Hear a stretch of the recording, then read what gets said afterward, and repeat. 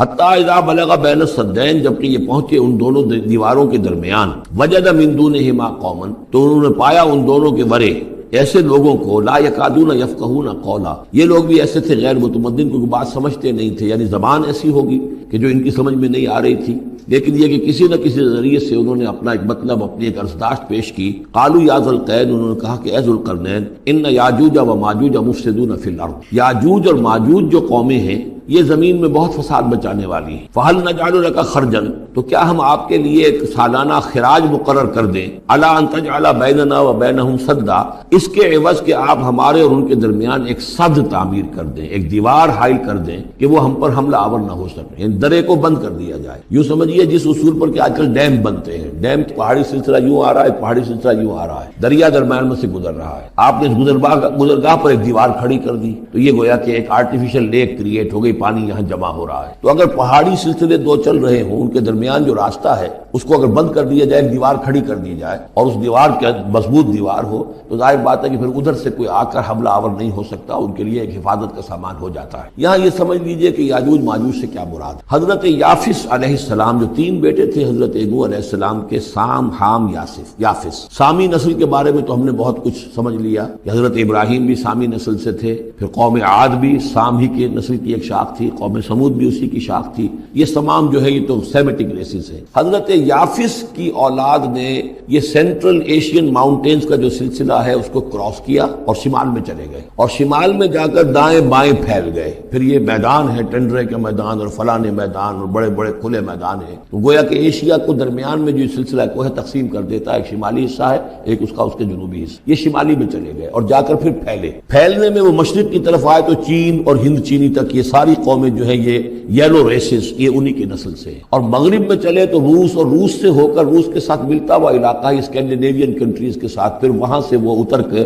اور یورپ کے بھی جو یہ مغربی ممالک ہیں، اینگلو سیکسنز جو ہیں، یہ بھی در حقیقت اسی سے اسکینڈینیوین کنٹریز سے اترے ہوئے لوگ ہیں۔ تو یوں سمجھ لیجئے کہ ویسٹرن یورپ اور ایسٹرن یورپ کا بھی خاص طور پر شمالی علاقہ، اور پورا یہ روس کا علاقہ، اور پورا صحرائے گوبی، اور پورا چین، اور وہاں تک جو ہے ہند چینی تک، یہ یافس کی نسل۔ یافس کے جن بیٹوں کے نام تورات میں آئے ہیں، کئی نام ہیں، وہ کوئی ایک دو نہیں، ان میں گوگ اینڈ میگوگ بھی ہے، توبال بھی ہے، موسک بھی ہے، موسک ایک شخص کا نام ہے، اور موسکو ہو سکتا ہے کہ اسی نے آباد کیا ہو اور وہیں سے وہ نام بنا ہو۔ توبال اور بالٹک سی جو ہے اس ایریا کے اندر جو ہے، بالٹک سٹیٹس، توبال ان کے ایک بیٹے کا نام تھا، یہ تورات کے اندر نام دیے گئے ہیں۔ گوگ اینڈ میگوگ، جاجوج ماجوج، یہ بھی انہی کے بیٹوں، یہ تمام اقوام جو ہے یہ وحشی ہیں، اور یہ تاخت و تاراج کرنا، لوٹ مار کرنا، یہ ان کا تقا ہے، اور ان کا ہے ذکر جو یہاں پر ہو رہا ہے۔ یہ جو سیلاب آیا تھا، کولونیل سیلاب جو ہم پر آیا تھا، جس میں کہ یہ اینگلو سیکسنز تھے، یہ سب کے سب جو ہیں یہ اسی نارڈک ریسز سے ہیں، یہ بھی یاجوج اور ماجوج کی نسل ہے۔ ایک سیلاب ان کا آ چکا ہے جو آیا تھا یورپ کے سے نکل کر، یہ کولونیل سیلاب آیا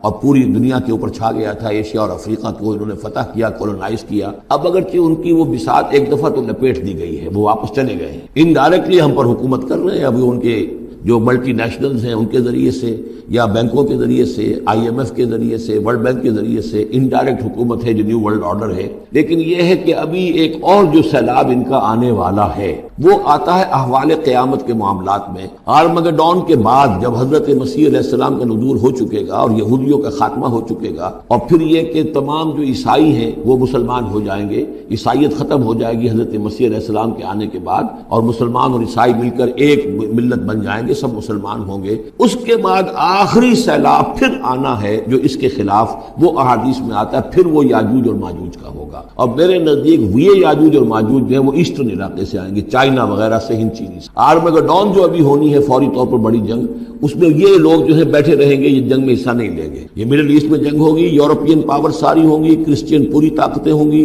اور ادھر جو ہے مسلمان ہوں گے، اور حضرت مہدی جو ظاہر ہوں گے، جو اللہ تعالیٰ ایک عنایت کرے گا مسلمانوں کو لیڈر عرب کے اندر، وہ پیدا ہوں گے، مجدد ہوں گے، اور ان کے ذریعے سے عرب کے اندر ایک اسلامی حکومت بھی قائم ہوگی۔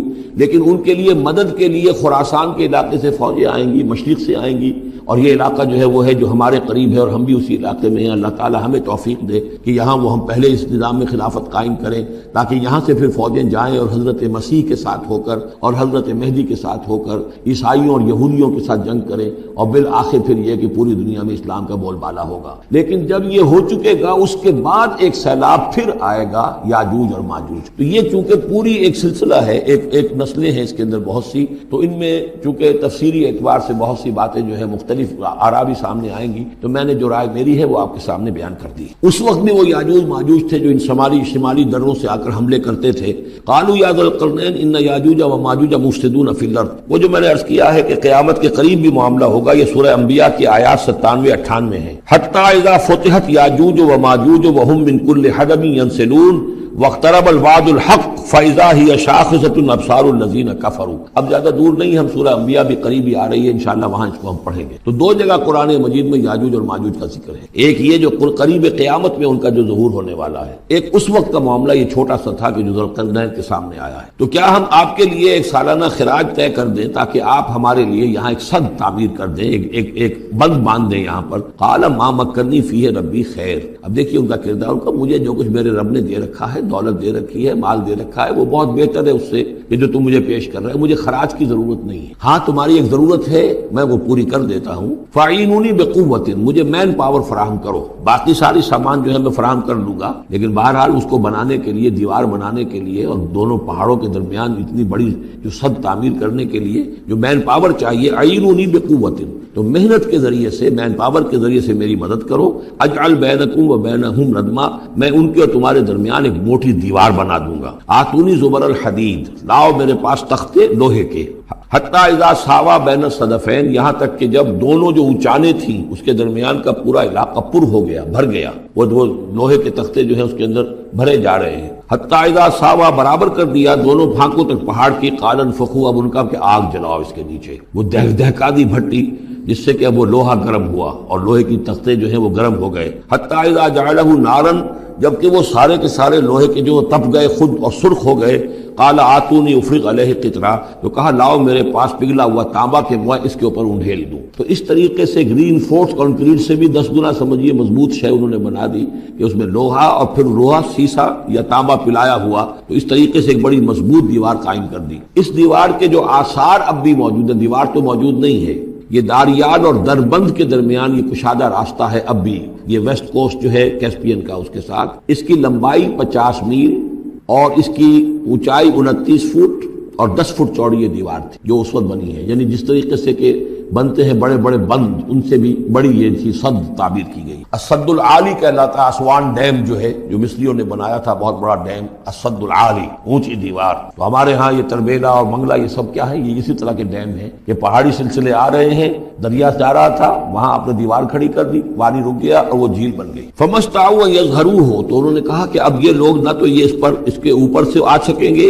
اس کو نہ چڑھ سکیں گے, ومستطاعوا لہ نقبا, نہ اس میں کوئی سوراخ لگا سکیں گے, نقب لگا سکیں گے. قال ھذا رحمت من ربی, یہ سب اتنا بڑا کارنامہ کر کے بھی انہوں نے کہا یہ سب رحمت ہے میرے رب کی طرف سے, میرا کوئی کمال نہیں, یہ سب اللہ کی طرف سے ہے. فاذا جاء وعد ربی, اور جب میرے رب کا وعدہ آئے گا, جعلہ دکا, وہ اس پوری دیوار کو جو ہے ریزہ ریزہ کر دے گا, ختم ہو جائے گی دیوار. اب وہ دیوار وہاں موجود نہیں ہے, وہ ختم ہو چکی ہے امتداد زمانہ سے, اب اس کے کوئی آثار باقی نہیں رہے. بس آثار معلوم ہو جاتے ہیں کہ یہاں وہ دیوار ہوتی تھی جس سے یہ میں ڈائمنشنز آپ کو دیے. وکان وعد ربی حقا, اور میرے رب کا وعدہ جو ہے وہ حق ہے, سچ ہے, پورا ہو کر رہے گا. وترکنا بعضهم یومئذ یموج فی بعض, اب جب یہ وقت آئے گا اللہ تعالیٰ کا قیامت کا وقت, تو ہم چھوڑ دیں گے اس روز ان کو, یہ ایک دوسرے میں گتھم گتھا ہو جائیں گے. یہ جو کچھ ہونے والا ہے قرب قیامت سے پہلے, جس قسم کے لشکر آنے ہیں اور جیسی جنگیں ہونی ہیں, اور یہ جو یاجوج ماجوج جب آئیں گے تو آتا ہے احادیث کے اندر کہ پورے دریا اور پورے سمندر پی جائیں گے, ہر چیز کھا جائیں گے. اور یہ معلوم ہوتا ہے کہ یہ چینیوں کے ہاں تو خاص طور پر سانپ بچھو جو شے ہو, کتا بلی, ہر شے چٹ کر, کوئی شے نہیں چھوڑ. اور میں سمجھتا ہوں کہ شاید آدم خور بھی ہو یہ کہ کسی وقت میں جب ان کو ضرورت پڑے تو آدمی کو بھی کھا جائیں, تو کتے کو, بلی کو, سانپ کو, بچھو کو, ہر چیز کو کھا جائیں. تو ان لوگوں کا معاملہ جو ہے واقعتاً یہ جب ابھی تو ذرا رکے ہوئے ہیں، کنٹینڈ ہیں ایک طرح سے، لیکن ایک وقت میں ان کا بند کھلے گا، اور چونکہ پھر یہ جو ہے تمام چاروں طرف ان کے پہاڑ ہیں، ہر پہاڑ کی اونچائی پر سے من کل حدب ینسلون نیچے اترتے ہوئے نظر آئیں گے۔ اور یہ نقشہ بعین ہی اسی طرح اخبارات میں آیا تھا جب 62 میں وار ہوئی ہے نیفا میں، جو ہندوستان کا مشرقی جو علاقہ تھا جہاں کے چین اور بھارت کی جنگ ہوئی ہے، تو اس کے الفاظ جو اخبارات میں آئے تھے، waves after waves of Chinese soldiers were coming down the slopes, لہروں کی طرح موجوں کی طرح چلے آئے۔ ان کے تو اتنے آدمی ہیں، ان کا تو کہنا یہ ہے کہ تم سب کے سب ہلاک ہو جاؤ گے، ہمیں تم ہلاک نہیں کر سکتے، ہم تو چیونٹیوں کی طرح جو ہے بلوں کے اندر گھس جائیں گے، ایٹمک وارفیئر کے بعد تمہارا تہس نہس ہو جائے گا، ہمارا کچھ نہیں بگڑے گا، ہم پھر نکلیں گے اور پوری دنیا کو فتح کریں گے، وہ یہ کہتے ہیں۔ اور معلوم ہوتا ہے کہ واقعتاً آخری جو بھی اس دنیا کا اللہ تعالیٰ نے جو بھی ایک نظام سوچا ہوا ہے، اس میں جو قیامت سے پہلے کا سب سے بڑا واقعہ پھر یاجوج و ماجوج کا ظہور ہوگا، وہ لیکن یہ کہ اس کا یہ مطلب نہیں ہے کہ جو پہلے ہوا ہے وہ نہیں ہے، اس سے پہلے بھی یاجوج ماجوج اگر آج سے 2500 سال پہلے کا معاملہ بھی ہے تو آج سے چند سو سال پہلے کا بھی ہو سکتا تھا۔ یہ کسی یعنی ایک پورے یوں سمجھیے نسل کا نام ہے۔ وَتَرَكْنَا بَعْضَهُمْ يَوْمَئِذٍ يَمُوجُ فِي بَعْضٍ وَنُفِخَ فِي الصُّورِ، اور پھر سور میں پھونکا جائے گا، فَجَمَعْنَاهُمْ جَمْعًا، اور پھر ہم ان سب کو جمع کر لیں گے۔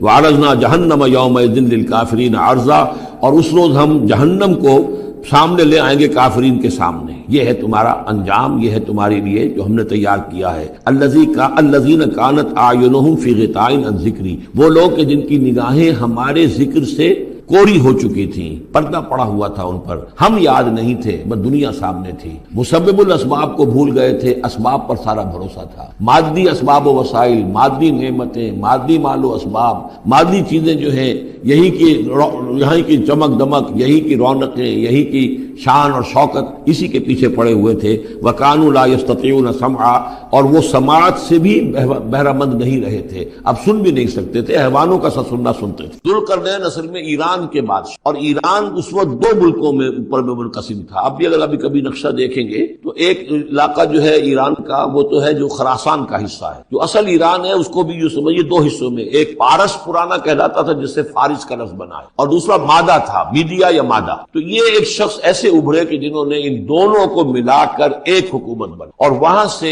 سلطنت ایران کا جو یوں سمجھیے کہ جو ان کا ایک سنہرا دور ہے، اور ان کی عظمت و سطوت جس کی کہ وہ بہت زیادہ جس پر فخر کرتے ہیں، اس لیے کہ ایرانی قوم بڑی نیشنلسٹ ہے، نسل پرست، ان کے اندر اپنی تاریخ پر، اپنی روایات پر جو ہے وہ بہت ان کو فخر ہے۔ تو وہاں سے وہ دور شروع ہوا، اور انہوں نے پھر اس علامت میں کہ میں نے 2 ملکوں کو جوڑ کر ایک بنایا ہے، اپنے تاج کے اندر 2 سینگ لگا دی، اور وہ جو ہے ذوالقرنین یہ لقب ان کا ہو گیا تھا۔ اس کے حوالے سے سوال کیا گیا، اور اس کے بارے میں تفصیل جو اگلے رکوع میں آئے گی۔ اعوذ باللہ من الشیطان الرحمن الرحیم وَيَسْأَلُونَكَ عَنْ ذِي الْقَرْنَيْنِ قُلْ سَأَتْلُو عَلَيْكُم مِّنْهُ صدق اللہ العظیم۔ ذوالقرنین کے بارے میں آپ کو بتا چکا ہوں کہ ان کا نام تاریخ میں جو مشہور ہے وہ کیخسرو یا سائرس، اور انہی سے اصل میں ایران کی عظمت کے دور کا آغاز۔ چنانچہ تقریباً میں سمجھتا ہوں کہ شاید 25-30 سال پہلے کی بات، جب شہنشاہ ایران اس وقت جبکہ ان کی بادشاہت جو ہے وہ بڑے عروج پر تھی، انہوں نے 2500 سالہ برسی منائی تھی انہی کیخسرو سائرس۔ ان کی قبر جو ہے مقبرہ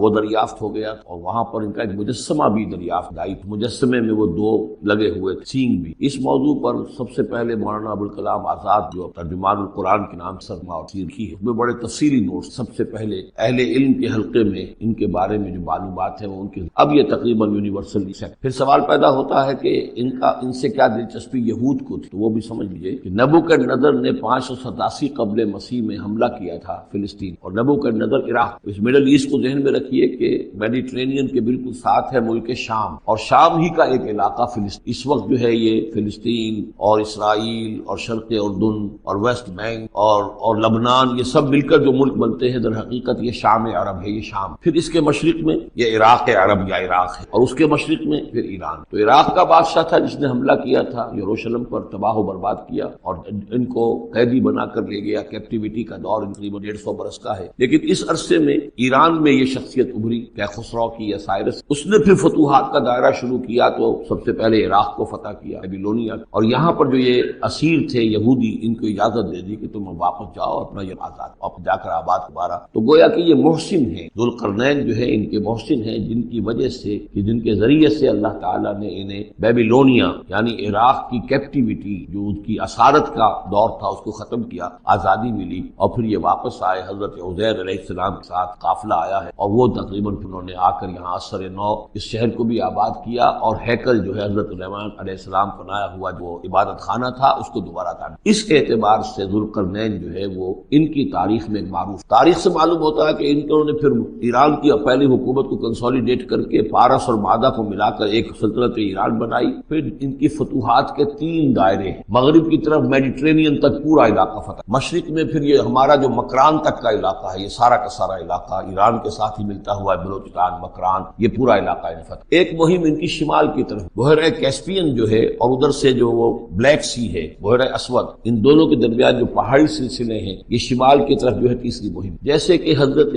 عمر رضی اللہ تعالیٰ عنہ کے عہد میں بھی 3 لشکر نکلے تھے جزیرہ نما عرب سے. ایک لشکر شام سے ہوتا ہوا پھر مصر، ایک لشکر عراق سے ہوتا ہوا ایران کے گیا ہے، اور ایک لشکر سیدھا شمال کی طرف گیا ہے اور کوہ کاف تک جو ہے جس کو کوکیشیا کہتے ہیں وہاں تک کی فتوحات حاصل. تو تقریباً یہی سمجھیے کہ ایک بلو پرنٹ تھا جو کہ یعنی ہمارے اس دور خلافت راشدہ سے سمجھیے کہ لگ بھگ کوئی 2000 سال قبل جو ہے یہ واقعہ پیش آیا ہے، یا بلکہ اس سے کم، کوئی 1500 سال قبل یہ واقعہ پیش آیا ہے. اور یہ ذوالقرنین جو ہے یہ یہاں پر ایک بڑی عظیم سلطنت کے بانی، لیکن نیک آدمی. اور معلوم یہ ہوتا ہے کہ یہ اصل میں جو کہانیاں ہیں، یہ ان کی داستانیں ہیں کہ ان کو قتل کیا جانا تھا. یہ کہیں شہزادے تھے کسی چھوٹی سی مملکت کے، اور وہاں سے ان کو کسی نے بچایا کسی طریقے سے، اور پھر یہ صحرا میں رہے روپوش، اور وہاں کسی نبی کی تعلیم سے ان کو آشنائی. ہو سکتا ہے کوئی اسرائیلی نبی ہی کی تعلیم ہو، یہ بھی ہو سکتا ہے کہ زرتشت جو ہیں وہ بھی کوئی اللہ کے نبی ہو اور ان کی تعلیم ان تک پہنچی ہو. لیکن خود ان کا کردار جو قرآن پیش کر رہا ہے وہ بہت ایک نیک مومن صالح ایک بندہ مومن اس کا کردار ہے. یہ کردار جو ہے کسی بھی درجے میں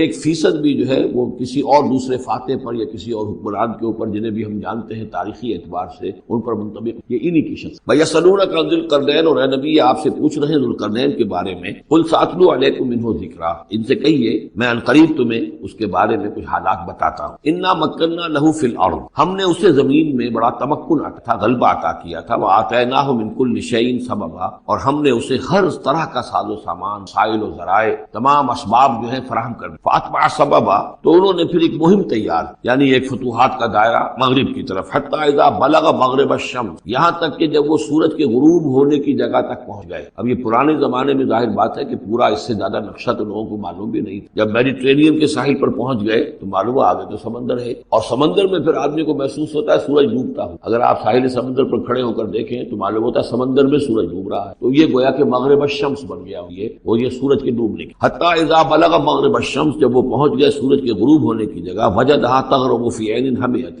تو انہوں نے دیکھا اسے ڈوبتے ہوئے، وہ ڈوب رہا ہے ایک بڑے گدلے سے سمندر کے اندر. وہ جو وہاں کا سمندر ہے بڑا گدلا سا ہے، یہ ایجین سی وغیرہ جو کہلاتے ہیں یہ بہت گدلے سے پانی کے ہیں. ووجد عندها قوما، اور وہاں انہوں نے ایک قوم کو پایا مراد یہ کہ اس قوم پر انہیں فتح ہوئی، جنگ ہوئی، انہوں نے ان کو شکست دی، اور وہ قوم گویا کہ اب رحم و کرم پر ان کی گویا کہ وہ محکوم ہو گئے. قلنا یا ذوالقرنین، ہم نے کہا ذوالقرنین سے. اب یا تو یہ کہ یہ شاید نبی ہو، اللہ عالم، تو اللہ تعالیٰ کا اس طریقے سے براہ راست ان کو وحی کرنا. لیکن غیر نبی کو بھی اللہ تعالیٰ الہام کے ذریعے سے، جیسا کہ ہم نے دیکھا کہ وہ تو شہد کی مکھی کو بھی لفظ وحی آیا ہے، تو یہاں آیا ہم نے کہا اے قرنین. اور یہ بھی ہو سکتا ہے یہ صورتحال کی تعبیر ہو کہ گویا کہ وہ حالات زمان حال سے یہ کہہ رہے تھے. قلنا یا ذوالقرنین اما ان تعذب و اما ان تتخذ فیہم حسنا، کہ یا اے ذوالقرنین تمہیں پورا اختیار ہے، چاہو تو یہ جو مفتوح قوم ہے تمہاری اسے تم سزا دو، عذاب دو، ستاؤ انہیں، یا یہ کہ تم ان کے اندر اچھی روش اختیار کرو، ان کے ساتھ حسن سلوک کرو. قال، انہوں نے کہا اما من ظلم، جو کوئی ظالم ہے، بے انصاف ہے، ہو سکتا ہے اس سے مراد کفر اور شرک بھی ہو. فسوف نعذبہ ثم يرد الى ربہ فیعذبہ عذابا نکرا، تو اسے تو ہم عذاب دیں گے، سزا دیں گے، اور پھر وہ لوٹایا جائے گا اپنے رب کی طرف، پھر اس کا رب اس کو عذاب دے گا جو اصل عذاب ہے، برا عذاب، سخت عذاب. واما من آمن وعمل صالحا، اور جو لوگ ایمان لائیں گے اور یقین کریں گے حقائق پر، اللہ کو مانیں گے، وعمل صالحا، اور نیک عمل کریں گے، فلہ جزاء الحسنی، تو اس کو ہم اچھا بدلہ بھی دیں گے. وسنقول له من امرنا یسرا، اور اس سے ہم اپنے معاملے میں بھی نرم بات کریں گے. یعنی یہ کہ ان سے ٹیکس اگر لینے ہیں تو نرمی کے ساتھ لیں گے، جو بھی جو مفتوحہ ممالک کے ساتھ معاملہ معاملہ ہوتا ہے تو ہم ان کے ساتھ نرمی کا سلوک کریں گے جو ایمان لے آئیں۔ ثم اتبع سبابا، مغرب کی طرف سے فارغ ہو کر پھر اب یہ مشرق کی طرف گئے، پھر انہوں نے ایک اور مہم کا بند کیا، حتی اذا بلغ مطلع الشمس، یہاں تک کہ جب وہ سورج کے طلوع ہونے کی جگہ پہنچ گئے۔ اب یہ جہاں تک تاریخی طور پر ثابت ہے وہ صرف مکران کے علاقے تک اتنی دور تک آئے ہیں، واللہ عالم۔ ہو سکتا ہے کہ مکران کے ساحل پر کھڑے ہو کر بھی انہیں محسوس ہوا ہو کہ مطلب یہ سورج جو ہے غروب ہو رہا ہے یا طلوع ہو رہا ہے وہاں سے، مطلع الشمس۔ تو وہاں جب پہنچے وجدها تطلع على قوم لم نجعل لهم من دونها سترا، تو انہوں نے پایا اس کو کہ وہ طلوع ہوتا ہے ایک ایسی قوم پر کہ جس کے لیے ہم نے آفتاب سے کوئی اوٹ نہیں رکھا۔ یعنی یہاں کے جو قبائل تھے، گیڈروسیا وغیرہ یہ کہلاتا تھا اس زمانے کے اندر، یہ وحشی قبائل تھے، ان کو ابھی چھت بنانے کا فن نہیں آیا۔ یعنی گھر جو ہوتے تھے وہ صرف دیواریں کھڑی ہوتی، یہ جو خالی پلاٹ ہے زمین کا اس میں یہ دیوار کھڑی ہے، یہ میرا گھر ہے تمہارا گھر ہے، گھر میں چھت وغیرہ کا بھی کوئی تصور یہاں نہیں۔ ظاہر بات ہے کہ چھت ڈالنا جو ہے یہ تو ایک تمدن کے ارتقاء کے دور کی علامت، تو وہ بغیر کسی سورج کے سائے کے وہ اپنی زندگی گزارتے۔ کذالک، ایسا ہی ہوا وہاں بھی، یعنی جو پہلے ہوا تھا کہ یہاں بھی معاملہ وہی ہوا کہ اللہ تعالیٰ نے اختیار مطلق انہیں دیا فتح، لیکن انہوں نے یہاں بھی یہی کہا کہ جو نیک لوگ ہوں گے ان کے ساتھ ہم نرمی کریں گے اور جو شریر ہوں گے ان کو سخت سزا دیں۔ وقد احطنا بما لدیہ خبرا، اور ہمیں پوری طرح معلوم ہے کہ جو وہاں اس کی خبر ہوئی اور جو بھی حالات وہاں گزرے، جو ماجرا وہاں ہوا۔ ثم اتبع سببا، اب یہ تیسری آ رہی ہے، ثم اتبع سببا، پھر اس نے ایک اور مہم تیار، یہ شمالی مہم، حتی اذا بلغ بین السدین، یہاں تک کہ جب وہ دونوں پہاڑوں کے درمیان پہنچ گئے، دو سد،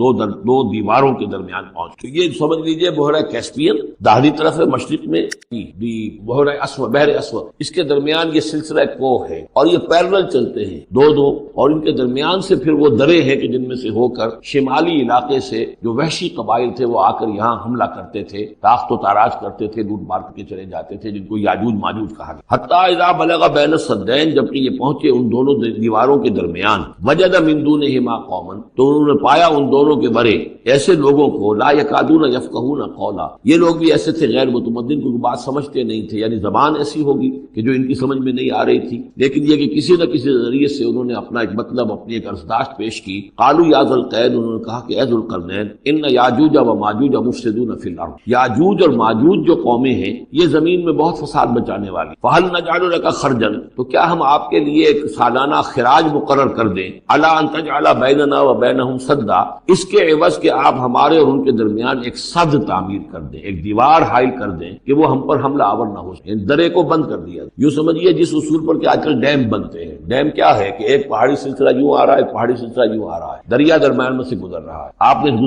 گزرگاہ پر ایک دیوار کھڑی کر دی تو یہ گویا کہ ایک آرٹیفیشل لیک کریٹ ہو گئی، پانی یہاں جمع ہو رہا ہے۔ تو اگر پہاڑی سلسلے دو چل رہے ہوں، ان کے درمیان جو راستہ ہے اس کو اگر بند کر دیا جائے، ایک دیوار کھڑی کر دی جائے اور اس دیوار کے مضبوط دیوار ہو، تو ظاہر بات ہے کہ پھر ادھر سے کوئی آ کر حملہ آور نہیں ہو سکتا، ان کے لیے ایک حفاظت کا سامان ہو جاتا ہے۔ یہاں یہ سمجھ لیجئے کہ یاجوج ماجوج سے کیا مراد۔ حضرت یافس علیہ السلام، جو تین بیٹے تھے حضرت نوح علیہ السلام کے، سام، حام، یافس، سامی نسل کے بارے میں تو ہم نے بہت کچھ سمجھ لیا کہ حضرت ابراہیم بھی سامی نسل سے تھے، پھر قوم عاد بھی سام ہی کی نسل کی ایک شاخ تھی، قوم سمود بھی اسی کی شاخ تھی، یہ تمام جو ہے یہ تو سیمیٹک ریسز۔ حضرت یافس کی اولاد نے یہ سینٹرل ایشین ماؤنٹینز کا جو سلسلہ ہے اس کو کراس کیا اور شمال میں چلے، اور شمال میں جا کر دائیں بائیں پھیل گئے، پھر یہ میدان ہے ٹنڈرے کے میدان اور فلانے میدان اور بڑے بڑے کھلے میدان ہیں، گویا کہ ایشیا کو درمیان میں جو سلسلہ کوہ تقسیم کر دیتا ہے، ایک شمالی حصہ ہے، ایک اس کا اس کے جنوبی حصہ، یہ شمالی میں چلے اور جا کر پھر پھیلنے میں وہ مشرق کی طرف آئے تو چین اور ہند چینی تک یہ ساری قومیں جو ہے یہ یلو ریسز، یہ انہی کی نسل، اور مغرب میں چلے تو روس، اور روس سے ہو کر روس کے ساتھ ملتا ہوا علاقہ اسکینڈینیوین کنٹریز کے ساتھ، پھر وہاں سے وہ اتر کے، اور یورپ کے بھی جو یہ مغربی ممالک ہیں، اینگلو سیکسنز جو ہیں، یہ بھی در حقیقت اسی سے اسکینڈینیوین کنٹریز سے اترے ہوئے لوگ ہیں۔ تو یوں سمجھ لیجئے کہ ویسٹرن یورپ اور ایسٹرن یورپ کا بھی خاص طور پر شمالی علاقہ، اور پورا یہ روس کا علاقہ، اور پورا صحرائے گوبی، اور پورا چین، اور وہاں تک جو ہے ہند چینی تک، یہ یافس کی نسل۔ یافس کے جن بیٹوں کے نام تورات میں آئے ہیں، کئی نام ہیں، وہ کوئی ایک دو نہیں، ان میں گوگ اینڈ میگوگ بھی، توبال بھی ہے، موسک بھی ہے، موسک ایک شخص کا نام، اور موسکو ہو سکتا ہے کہ اسی نے آباد کیا ہو اور وہیں سے وہ نام بنا ہو۔ توبال اور بالٹک سی جو ہے اس ایریا کے اندر جو ہے بالٹک سٹیٹس، توبال ان کے ایک بیٹے کا نام تھا، یہ تورات کے اندر نام دیے گئے ہیں۔ گوگ اینڈ میگوگ، یاجوج ماجوج، یہ بھی انہی کے بیٹے. یہ تمام اقوام جو ہے یہ وحشی اور یہ تاخت و تاراج کرنا، لوٹ مار کرنا، یہ ان کا تھا ہے اور ان کا ہے ذکر جو یہاں پر ہو رہا ہے. یہ جو سیلاب آیا تھا، کولونیل سیلاب جو ہم پر آیا تھا، جس میں کہ یہ اینگلو سیکسنز تھے، یہ سب کے سب جو ہیں یہ اسی نارڈک ریسز سے ہیں. یہ بھی یاجوج اور ماجوج کی ایک سیلاب ان کا آ چکا ہے جو آیا تھا یورپ کے سے نکل کر. یہ کولونیل سیلاب آیا اور پوری دنیا کے اوپر چھا گیا تھا. ایشیا اور افریقہ کو انہوں نے فتح کیا، کولونائز کیا. اب اگرچہ ان کی وہ بساط ایک دفعہ تو لپیٹ دی گئی ہے، وہ واپس چلے گئے. انڈائریکٹلی ہم پر حکومت کر رہے ہیں ابھی ان کے جو ملٹی نیشنلز ہیں ان کے ذریعے سے یا بینکوں کے ذریعے سے، IMF کے ذریعے سے، ورلڈ بینک کے ذریعے سے انڈائریکٹ حکومت ہے جو نیو ورلڈ آرڈر ہے. لیکن یہ ہے کہ ابھی ایک اور جو سیلاب ان کا آنے والا ہے وہ آتا ہے احوال قیامت کے معاملات. آرمگڈون کے بعد جب حضرت مسیح علیہ السلام کا نزول ہو چکے گا اور یہودیوں کا خاتمہ ہو چکے گا اور پھر یہ کہ تمام جو عیسائی ہیں وہ مسلمان ہو جائیں گے، عیسائیت ختم ہو جائے گی حضرت مسیح علیہ السلام کے آنے کے بعد اور مسلمان اور عیسائی مل کر ایک ملت بن جائیں گے، سب مسلمان ہوں گے. اس کے بعد آخری سیلاب پھر آنا ہے جو اس کے خلاف وہ احادیث میں آتا ہے، پھر وہ یاجوج اور ماجوج کا. اور میرے نزدیک یہ یاجوج اور ماجوج جو ہے وہ ایسٹرن علاقے سے آئیں گے، چائنا وغیرہ سے.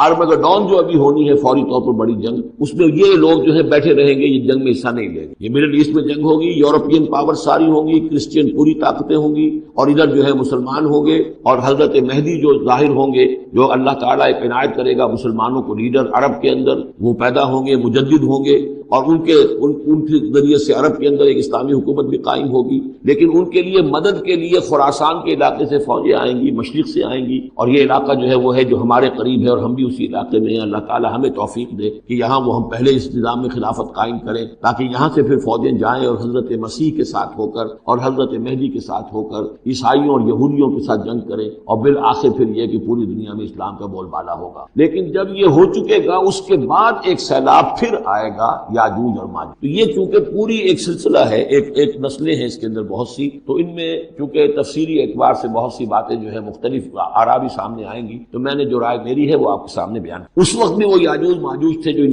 شمالی دروں سے آ کر حملے کرتے تھے. الا ان تجعل بیننا و بینہم سدا، تو کیا ہم آپ کے لیے ایک سالانہ خراج طے کر دیں تاکہ آپ ہمارے لیے یہاں ایک سد تعمیر کر دیں، ایک بند باندھ دیں یہاں پر. قال ما مکنی فیہ ربی خیر. اب دیکھیے ان کا کردار، ان کا مجھے جو کچھ میرے رب نے دے رکھا ہے، دولت دے رکھی ہے، مال دے رکھا ہے، وہ بہت بہتر ہے اس سے کہ جو تم مجھے پیش کر رہے ہیں. مجھے خراج کی ضرورت، ہاں تمہاری ایک ضرورت ہے، میں وہ پوری کر دیتا ہوں. فاعینونی بقوت، مجھے مین پاور فراہم کرو، باقی ساری سامان جو ہے میں فراہم کر لوں گا، لیکن بہرحال اس کو بنانے کے لیے، دیوار بنانے کے لیے اور دونوں پہاڑوں کے درمیان اتنی بڑی جو سد تعمیر کرنے کے لیے جو مین پاور چاہیے، اعینونی بقوت، تو محنت کے ذریعے سے، مین پاور کے ذریعے سے میری مدد کرو. اجعل بینکم و بینہم ردما، میں ان کے اور تمہارے درمیان ایک موٹی دیوار بنا دوں گا. آتونی زبر الحدید، لاؤ میرے پاس تختے لوہے کے.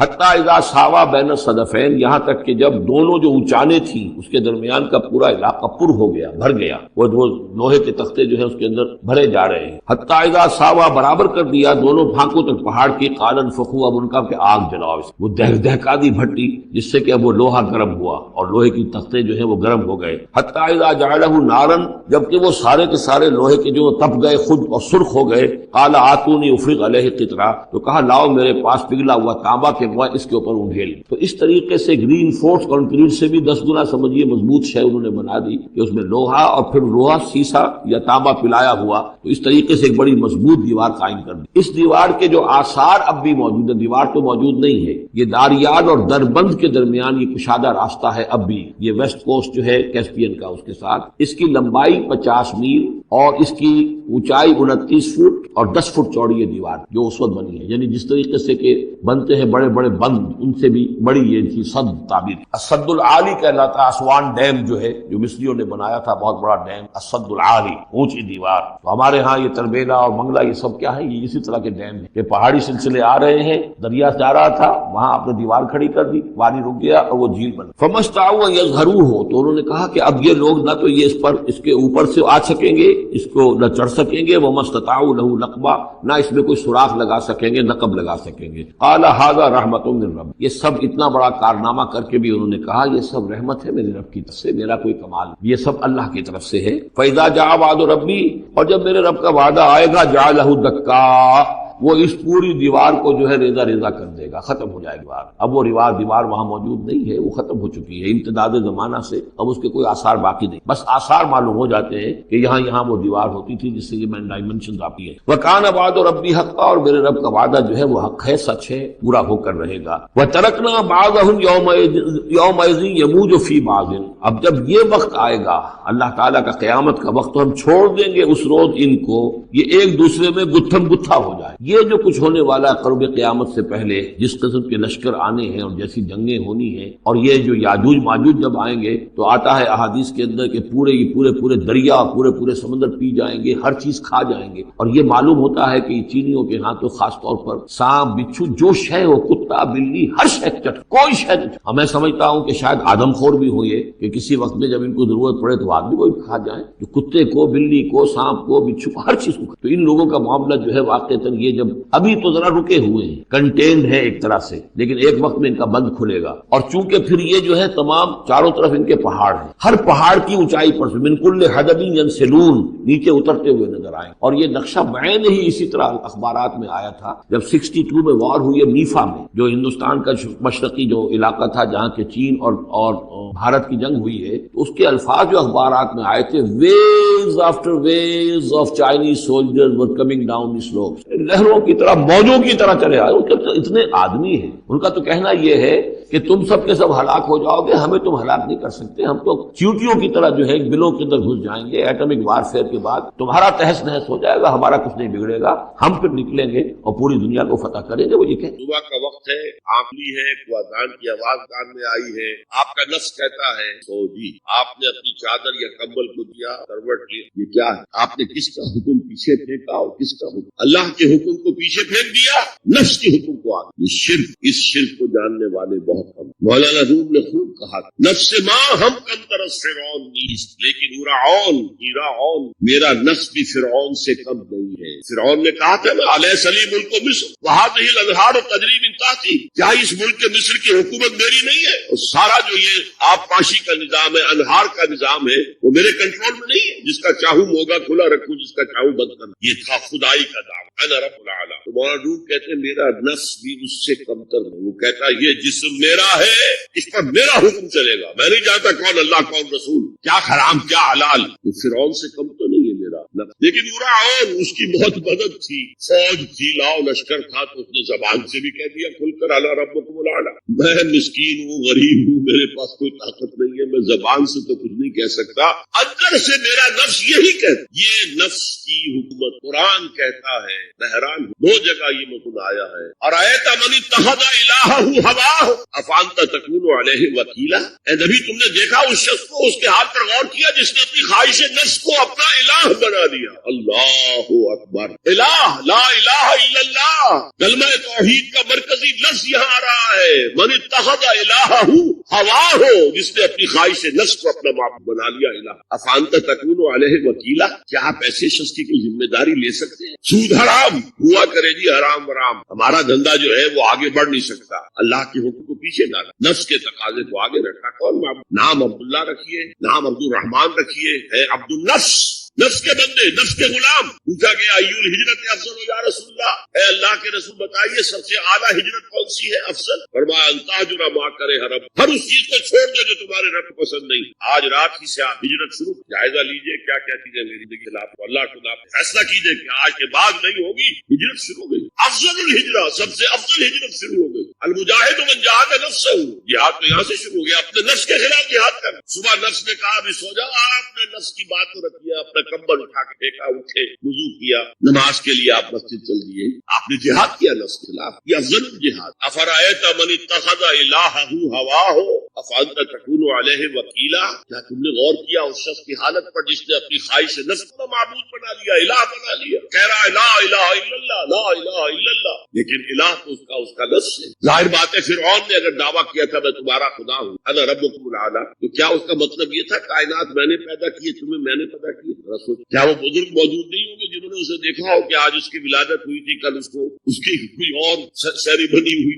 कैसे दावा क्या था? मेरा हुक्म चलेगा, मैं नहीं जानता। अलै सलीमुल को मिस्र की हुकूमत मेरी है कि नहीं है? कुरान हकीम ने भी सूरह आले इमरान के आखिरी रुकू में जिक्र को सबसे पहले और सबसे अहम आमिल की हैसियत से शुमार, चुनाचे उसकी पहली आयत जो है सूरह आले इमरान के आखिरी रुकू की, उसमें तो वही मजमून जो मैं बयान कर चुका वो आया है। इन्न फी खल्क़िस समावाति वल अर्दि वख्तिलाफ़िल लैलि वन नहारि लआयातिन लिउलिल अलबाब, यकीनन आसमान और जमीन की तख्लीक में और दिन और रात के उलटफेर में निशानियां हैं होशमंदों। इनके जरिए से इंसानी शऊर के अंदर वो मारिफत रब उजागर हो। वो पहला मरहला उसने तय कर लिया, वो डोरमेंट मारिफत अब एक्टिवेट हो गई। अब मजीद फिक्र का मरहला है जो अगली आयत में आया है, अल्लज़ीना यज़कुरूनल्लाह क़ियामन व क़ुऊदन व अला जुनूबिहिम व यतफ़क्करूना फ़ी ख़ल्क़िस समावाति वल अर्ज़ रब्बना मा ख़लक़्ता हाज़ा बातिला सुब्हानका फ़क़िना अज़ाबन्नार। यानी तफक्कुर जो है, यतफ़क्करूना फ़ी ख़ल्क़िस समावाति वल अर्ज़, वो तफक्कुर करते हैं, गौर व फिक्र करते हैं आसमान और जमीन की तख्लीक में, लेकिन उस तफक्कुर के साथ लाज़िमन जिक्र और जिक्र मदाम, जिक्र भी मुस्तकिल हो, हर हालत में हो। अल्लज़ीना यज़कुरूनल्लाह क़ियामन व क़ुऊदन व अला जुनूबिहिम, वो लोग के जो अल्लाह को याद रखते हैं, अल्लाह का जिक्र करते हैं, खड़े हुए भी, बैठे हुए भी और अपने पहलुओं के बल यानी लेटे। अब इन तीन के सिवा तो कोई पोजीशन इंसान की नहीं, इसी का नाम है दवा में जिक्र। और इसके साथ अगर वो तफक्कुर करते हैं तो उनका फिक्र अगली मंजिल तक पहुंचता है। तो पहली शय थी फिक्र इंसानी की सही रुख पर मजीद पेशकदमी और पेशरफ्त, और उसके लिए लाजिम है जिक्र और फिक्र का इम्तिजाज। दूसरी चीज को लीजिए अमल की दुरुस्ती। इस अमल की दुरुस्ती के लिए अल्लाह ताला के साथ एक गहरे ताल्लुक की हो, इसलिए कि सब्र की बहस में ये मज़ामीन शायद आपके सामने आ गए हो कि सब्र, जहां मुसीबत पर सब्र होता है, तकलीफ पर सब्र होता है, अल्लाह के अहकाम पर जमना ये भी सब्र है, नफ्स की ख्वाहिशात की बाग को थाम कर रखना, खींच कर रखना ये भी सब्र, और इस्तिकामत किसी शय पर कायम रहना ये भी सब्र। तो अमल सही पर इस्तिकामत के लिए वस्बिर वमा सब्रुका इल्ला बिल्लाह, इस सब्र की सबसे अहम जो बुनियाद है, उसका जो सबसे बड़ा जरिया है, उसका जो सबसे बड़ा सहारा है, वमा सब्रुका इल्ला बिल्लाह, इसके लिए जरूरत है एक गहरे ताल्लुक की कि अल्लाह के साथ एक ऐसा ताल्लुक बरकरार रहे जो न सिर्फ गहरा हो बल्कि दाइम कायम मुसलसल।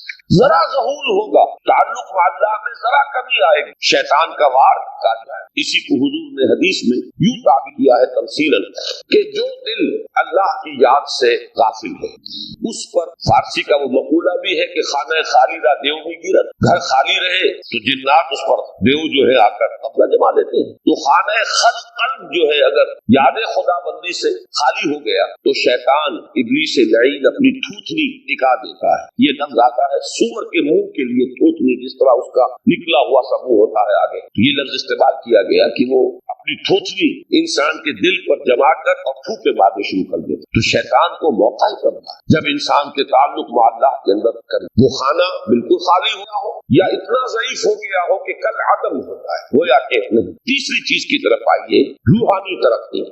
रूहानी तरक्की का के लिए मैं एक इस्तिलाह आपके सामने ला रहा हूँ, उससे मुराद क्या है? रूहानी तरक्की के लिए हमारी दीनी इस्तिलाह है तक़र्रुब इलल्लाह, अल्लाह से करीब तर होते चले जाना। इस पर मेरा एक किताबचा भी है, तक़र्रुब इलल्लाह के दो मदारिज, दो दर्जे, जो दर हकीकत एक हदीस नबवी अलैहिस्सलातु वस्सलाम ही पर मबनी है कि हुजूर ने एक दर्जा करार दिया है तक़र्रुब बिल फराइज, फराइज के जरिए से इंसान अल्लाह के क़ुर्ब हासिल। एक है तक़र्रुब बिल नवाफिल, नवाफिल के जरिए से अल्लाह का क़ुर्ब हासिल। उनमें क्या निस्बत और तनासुब है, अहमियत के एतबार से कौन बढ़कर है, बुलंदी के एतबार से कौन बढ़कर है, ये तमाम मसाइल मैंने अपनी उस तकरीर में बयान किए थे जो उस किताब में शायद हुई।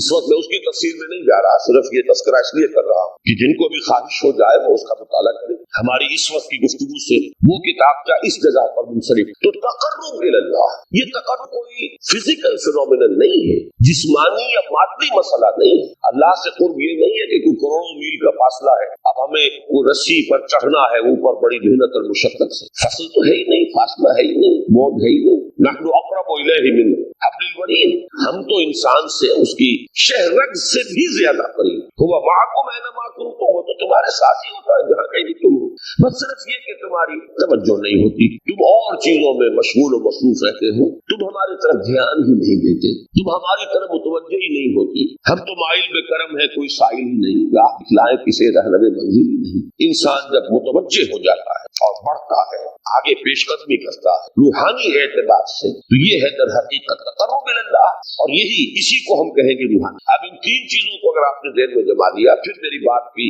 तरतीब उसको ज़हन में कायम कीजिए। हम चले कहाँ से कि दीन के साथ असल मुनासबत फलसफे की नहीं, हिकमत। नंबर 2, हिकमत कुरानी का पहला और अहम तरीन और बुनियादी मसला मारिफत रब का फूल, इसका नतीजा शुक्र खुदा, उसका जरिया आयात आफाकी, आयात अनफुसी, और सबसे बढ़कर आयात कुरान, जो अज़्ज़िक्र, जो तज़किरा है, जो जिक्र है। लेकिन इस पहले मरहले को अगर कोई इंसान बफज़्ल ही तआला, अल्लाह के फज़्ल करम से तय कर ले, अब उसके सामने तीन मसले, फिक्र की मजीद पेशरफ्त, मजीद पेशकदमी सही रुख पर, उसके लिए जिक्र और फिक्र दोनों का इम्तिज़ाज, फ़क़्र कुरान, इख्तिलात ज़िक्र व फिक्र, अल्लज़ीना यज़्कुरूनल्लाह क़ियामन व क़ुआदा जुनूबिहिम व यतफ़क्करूना फ़ी ख़ल्क़िस समावात। दूसरी शय अमल का दुरुस्त रहना, न इफ़रात व तफ़रीत हो, अदम तवाज़ुन हो, न इंसान नफ्स से मग़लूब हो जाए, न इंसान जज्बात की रौ में अंधा हो जाए, न इंसान माहौल से मरूब होकर मुतासिर, सही रुख पर उसका।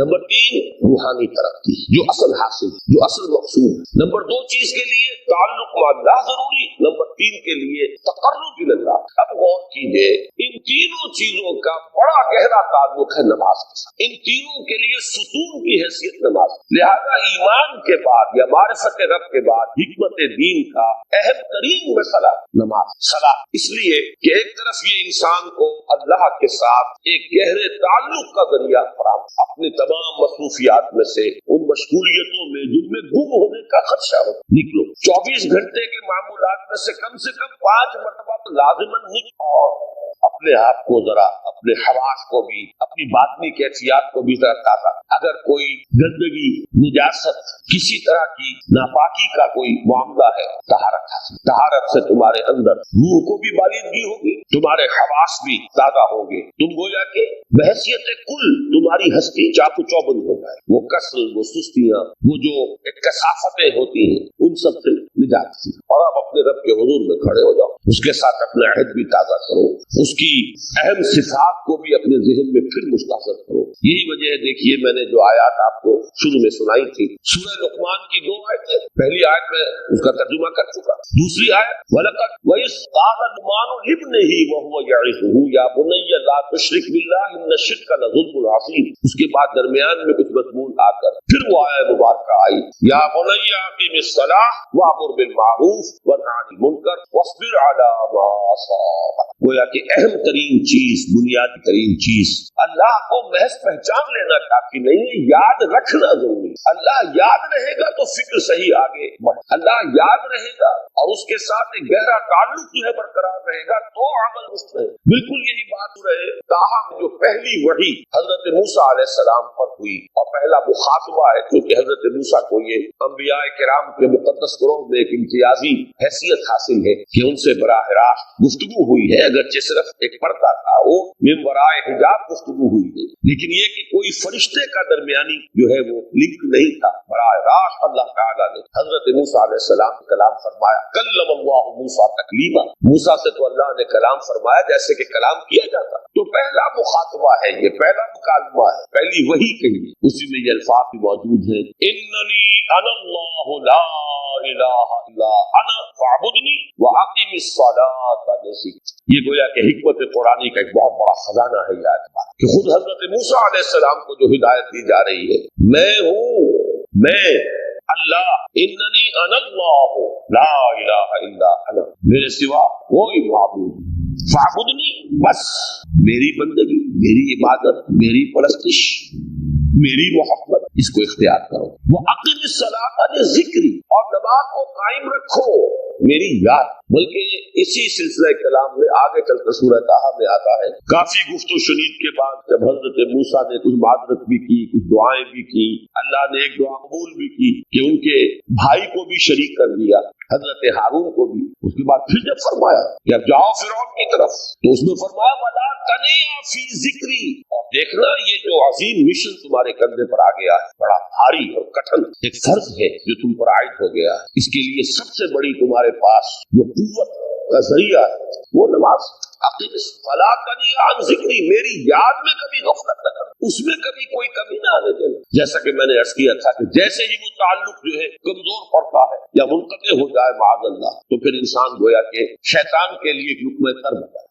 अब आप गौर कीजिए, तीसरी शय तक़र्रुब इलल्लाह, इसके हवाले से भी जो फराइज और नवाफिल की बात है उसको इस वक्त ज़हन से निकाल कर ये समझिए कि इसमें नमाज का क्या मकाम है। इसलिए कि नमाज फर्ज भी है, नमाज नफ्ल भी है, वो तो दोनों में शरीक हो जाए। अब इसको लफ्ज़ सलात के हवाले से आप इन दोनों चीजों को समझ, साद लाम वाव या ये चूंकि हुरूफ इल्लत एक दूसरे से बदलते रहते हैं, ये जो मादा है इसकी जो खालिस लुग़वी असल है, जो खालिस अरबी जबान में इसका बुनियादी मफ़हूम है, वो आग जलाना या आग तापना या आग सेकना, हरारत हासिल। लिहाजा बार बार आता है जहन्नम के जिक्र में, इसलौहा, अब जलो इसमें, तापो इसको, ये सेकेगी तुम्हें। बल्कि तफ्तलून का लफ्ज आया है हजरत मूसा के कलाम में, जब वो गए थे कोहे तूर पर, जब पहुंच गए तो थे आग की तलाश में, लअल्लकुम तस्तलून, तो अपने अहले खाना से यही कहा था कि मुझे कहीं वो रोशनी नजर आ रही है, गालिबन कोई वहां से आग मिल सकेगी, वरना ये कि कोई रहनुमाई को रास्ता मुझे मिल सकेगा, मैं वो आग ले आऊंगा, कोई चिंगारी वहां से ले आऊंगा, आग लगू तस्तलून, ताकि तुम, अब ये इस्तिलाह दर हकीकत बाब इख्तियार है, और ये ते यहाँ पर कोए की शक्ल इख्तियार कर गई, ताने तौबन की सूरत इख्तियार की, स्वाद की वजह से। बहरहाल इसका सबसे बुनियादी मफहूम जो है वो है तापना, सिकाई हासिल करना, हरारत। इसके हवाले से समझ लीजिए कि सबसे बुनियादी ताल्लुक इसका जो है वो रूह के साथ। रूह में मोहब्बत खुदाबंदी की आग अगर ठंडी पड़ गई, अगर मोहब्बत खुदाबंदी की हरारत में कमी हो गई, तो उसको असर नौ, जिसको कि मैं आज सोच रहा था तो एक लफ्ज़ ज़हन में आया कि जैसे बैटरी उसको रिचार्ज किया जाता है, इसी तरीके से रूह के अंदर मोहब्बत खुदाबंदी की हरारत को असर नौ ताज़ा करना, यह है दर हकीकत नमाज का। इसलिए कि इस लफ्ज़ का बुनियादी मफ़हूम असल लुग़वी मफ़हूम तो ये, अगरचे इसका सबसे ज्यादा कसरत से जो इस्तेमाल होता है, और लफ्ज़ सलात जिससे दर हकीकत जिस तसव्वुर पर मबनी है वो है इक़दाम, किसी की तरफ मुतवज्जे होना, और फिर दुआ। सलात का सबसे करीबी मफ़हूम लफ्ज़ी जब बयान किया जाएगा, उससे मुराद, उसके मानी, तो दुआ उसमें अहम तरीन, किसी की तरफ तवज्जो करना, मुनाजात करना, गुफ्तगू करना, मुखातबा, मुकादमा, दुआ, ये दर हकीकत सलात का सबसे बड़ा इस्तिलाही मफ़हूम है। लेकिन जो इसका मादा है स्वाद लाम वाव या स्वाद लाम या, उसका असल मफ़हूम जो है वो तापना, हरारत हासिल करना। तो इन दोनों के हवाले से अर्ज़ करना, वो तापना और हरारत हासिल करना वो है रूह के एतबार। वो जो कहा इक़बाल ने कि मुझे इश्क की आग अंधेर है, मुसलमान नहीं रात का ढेर। ये इश्क की आग जब बुझ जाती, दर हकीकत यही तो इंसान की रूहानी बहुत है। जब ये न रहे तो चाहे मंतिक में बहुत इंसान माहिर हो, मुझे इक़बाल का एक शेर याद आया तकाबुल करते हुए, एक इंसान महकूम और एक इंसान खुर, आजाद इंसान, उनकी नफ्सियात में जो बुनियादी फर्क अल्लामा इक़बाल ने मुख्तलिफ मौक़े पर बयान किए हैं। महकूम है बेगाना इखलास व मुरव्वत, हर चंद के मंतिक की दलीलों में है चालाक, तो मंतिक की दलीलों में इंसान चालाक हो जाए और वो लुगत हाय हिजाजी का वो एक खजाना बन जाए, उसे तमाम अल्फाज के मानी याद हो, वो बड़े मसाइल फिक़्ह के उसे अज़बर हो, जुज़ियात बेइंतहा जुज़ियात जो है वो मुस्तहज़र हो, फ़लसफ़े के बड़े बड़े मसले उसने हल कर लिए। लेकिन अगर रूह में वो अल्लाह की मोहब्बत की आग नहीं है, वो तपिश नहीं, मुझे इश्क की आग अंधेर है, मुसलमान नहीं रात का है। इसी के हवाले से आज मुझे याद आया था, मुझे बड़ी सादा सी एक नज़्म है, अल्लाह ताला से दुआ या रब दिल मुस्लिम को वो जिंदा तमन्ना दे, उसमें भी जो अल्फाज आए, जो रूह को गरमा दे और कल्ब को तड़प, ये है असल जो मकसूद है नमाज। और यही वो चीज है जैसा कि मैंने अर्ज किया था कि निगाहों से उठे, ये पहलू सामने है कि नहीं, दूसरा पहलू सामने है और वो भी मेरे नजदीक बहुत अहम है, बहुत बुनियादी है, उसमें कोई शक नहीं। लेकिन ये है बुलंद तरीन मंजिल کہ تقرب اللہ، اس کے لیے در حقیقت یہ کس لیے درکار ہے؟ روح کے اندر عشق کی حرارت اور گرمی تازہ۔ بسا اوقات یہ اندر دب جاتی ہے، جیسے انگارہ ہوتا ہے آگ کا، اس کے اوپر خاک اور راکھ آ جاتی ہے، اندر کچھ ہوتی ہے۔ آگ دبی ہوئی سمجھ، آگ بجھی ہوئی نہ جان، اس دبی ہوئی آگ کو پھر ایک شعلہ بنانا، پھر اس کے اندر ایک حیات تازہ پیدا۔ یہ ہے نماز کا اہم ترین اور بلند ترین مقصد۔ لیکن اس کے ساتھ ہی اس نماز میں ذکر ہونا، اس کا یہ ذکر ہے، اور ذکر کی جب میں فہرست بیان کیا کرتا ہوں بہت سے حضرات کے سامنے ہوگا کہ ذکر کا در حقیقت مفہوم استحضار اللہ فی القلب۔ ہمارے ہاں غلطی سے جو ذرائع ذکر ہے انہیں ذکر قرار دیا گیا ہے۔ نماز ذکر نہیں ہے، نماز ذکر کا ذریعہ۔ اقیم الصلاۃ لذکری، نماز قائم کرو میرے ذکر۔ یہ اللہ اللہ کہنا یا ادعیہ معصورہ جو حضور صلی اللہ علیہ وسلم کی مشہور دعائیں ہیں، انہیں اپنے تمام معمولات دنیاوی کے ساتھ ساتھ ان دعاؤں کو بھی انسان پڑھتا رہے، اللہ سے دعا کرتا رہے۔ یہ تمام ذرائع ذکر ہے۔ سبحان اللہ الحمدللہ الحمدللہ، اس کا آپ ورد کیجئے، یہ بھی ذریعہ ہے ذکر۔ حقیقت میں ذکر ہے استحضار اللہ فی القلب، اللہ کو دل میں لے آنا، اللہ کو دل میں حاضر کر لینا، اصل میں تو ترجمہ ہوگا لیکن حاضر جاننا، یہ کیفیت جو ہے انسان کو حاصل۔ اب اس کے حوالے سے ذرا بات سمجھیے کہ ایک میں عرض کر چکا ہوں مجسم ذکر تو قرآن، لہذا ذکر کی فہرست جب آپ کریں گے ذرائع ذکر تو ان میں سب سے پہلے قرآن، اس لیے کہ وہ ہماری حکمت کے پہلے مسئلے کو حل کر رہا ہے، بنیادی مسئلہ، اہم ترین۔ دوسرے نمبر پر ذکر جو ہے، اب اس کے لیے کچھ اصطلاحات جو میرے مختلف دروس میں شاید آپ کے سامنے بعد میں آئیں یا پہلی آ چکی ہوں، ان کے حوالے سے میری بات سمجھ۔ ایک ذکر غیابی ہے، تھرڈ پرسن میں، صیغہ غائب میں اللہ کی یاد، اللہ اکبر اللہ اکبر اللہ اکبر۔ اب یہ اللہ اکبر جو ہے یہ جملہ ہے اسمیہ خبریہ ہے، ایک حقیقت کی تکرار آپ کر رہے ہیں، اللہ سب سے بڑا ہے، اللہ سب سے بڑا ہے، سبحان اللہ سبحان اللہ سبحان اللہ۔ یہ در حقیقت ذکر غیابی ہے کہ آپ اس میں مخاطب نہیں ہے اللہ سے، ایک ذکر خطابی کہیں یا ذکر حضوری کہیں جس میں مکالمہ ہو، جس میں گفتگو ہو۔ تو نماز در حقیقت ذکر حضوری اور ذکر خطابی کی بلند ترین شکل، اس لیے میں نے عرض کیا تھا کہ نماز کے لفظ یا صلاۃ کے لفظ کی اصطلاحی معنی جو اکثر و بیشتر کیے جاتے ہیں وہ ہے دعا، اور دعا میں ہوتا کیا ہے؟ مکالمہ ہے، مخاطبہ ہے، اللہ ہے میرے رب ہے پروردگار۔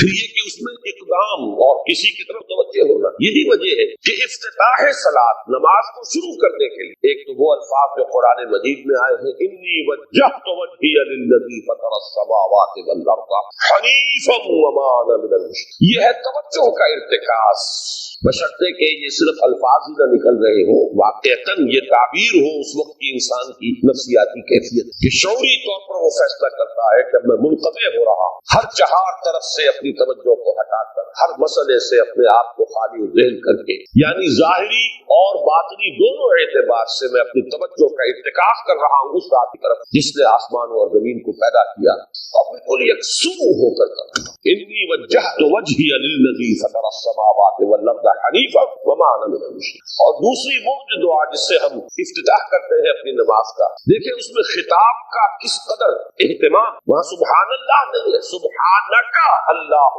پاک ہے تو اے رب ہمارا، وبحمدک وتبارک اسمک وتعالی جدک۔